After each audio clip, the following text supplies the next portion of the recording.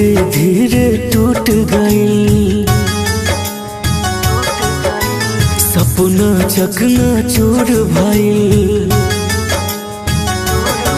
दिल धीरे धीरे टूट गई, सपना चकना चूर भइल।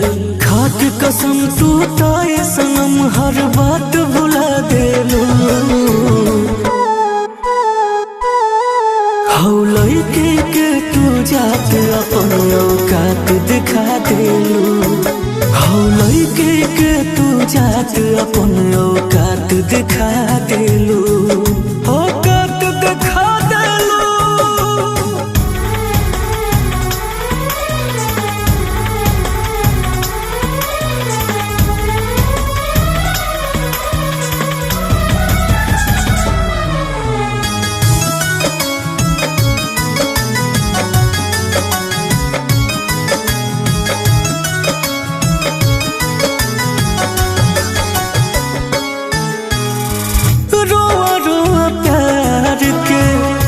देता गवाही तोहरा के जान के हो इतना न चाही।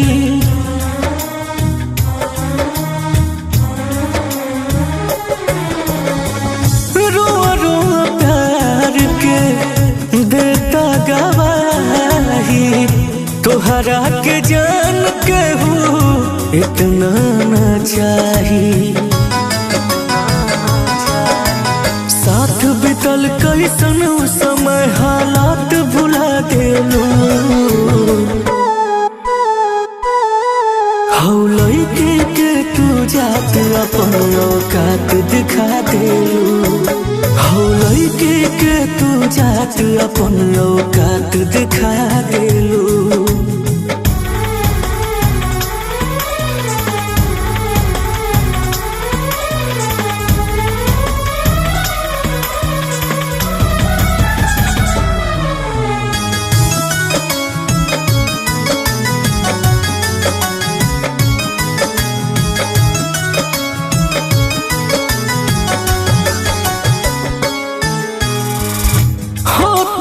नफरत अब अपन तकदीर से, कौनो त खोट बाटे हाथ के लकीर में।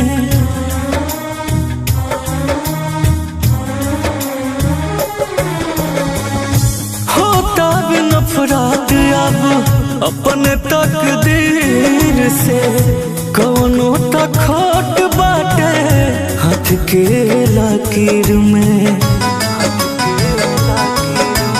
बिना दीवारी पर दीप के दिन रात रुला देलू। हौलई के तू जात अपन औकात दिखा देलू। हौलई के तू जात अपन औकात दिखा देलू।